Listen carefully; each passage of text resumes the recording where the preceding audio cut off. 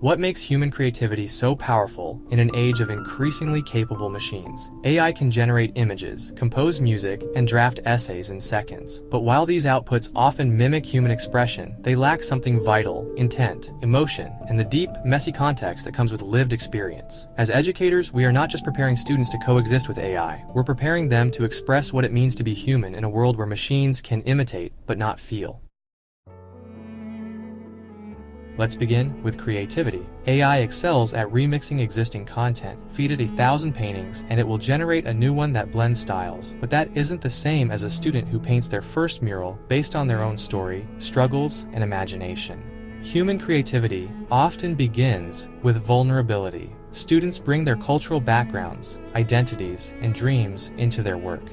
Educators play a key role in nurturing that by designing classroom experiences where students make choices, take risks, and reflect on why their ideas matter. Imagine a middle school English class exploring poetry. Instead of simply asking students to write poems, the teacher might begin by asking, "What makes a line of poetry stay with you?" Then, they read examples together, annotate them, and compare them to AI-generated poems. The AI version might get the structure right, but often lacks nuance or emotional depth. Students learn to identify what's missing. More importantly, they learn to value their own voices. A student writing about their grandmother's cooking is not just completing an assignment. They are preserving memory, culture, and emotion that no algorithm can replicate. This extends into connection. Classrooms are more than spaces for information transfer. They are ecosystems of relationships. AI may tutor, recommend, or summarize, but it cannot replace the small interactions that build trust. A teacher noticing when a student is unusually quiet, a classmate offering to help with a group project, or a student bravely presenting their project despite fear of public speaking.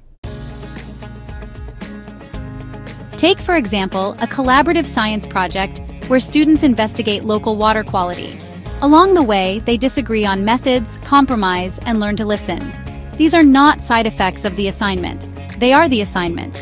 AI might provide research shortcuts, but it can't navigate human relationships. That part is still uniquely ours. Educators can structure these moments by intentionally creating interdependent tasks, rotating leadership roles, and including reflection activities that ask, "What did I learn about working with others?" So, how do we preserve and elevate creativity and connection in the age of AI? We start by redesigning learning goals to include more than mastery of content. When a student builds a website, we don't just assess functionality, we also ask, whose story are you telling? Why does it matter? When a class debates an ethical issue, we don't only grade the structure of their arguments. We also ask, how well did you listen? Did your perspective shift?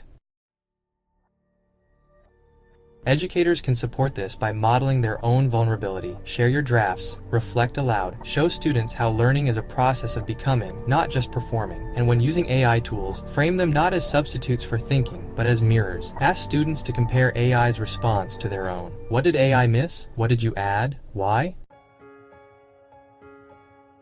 This kind of classroom doesn't just resist automation, it reclaims what can't be automated. When we teach students to use their voices, to connect across difference, and to create something only they could have made, we are investing in the very capacities that will matter most in an AI-saturated world. AI may reshape workflows, but it cannot replicate what makes us human. The future of education depends on how well we nurture the irreplaceable imagination, empathy, connection, and purpose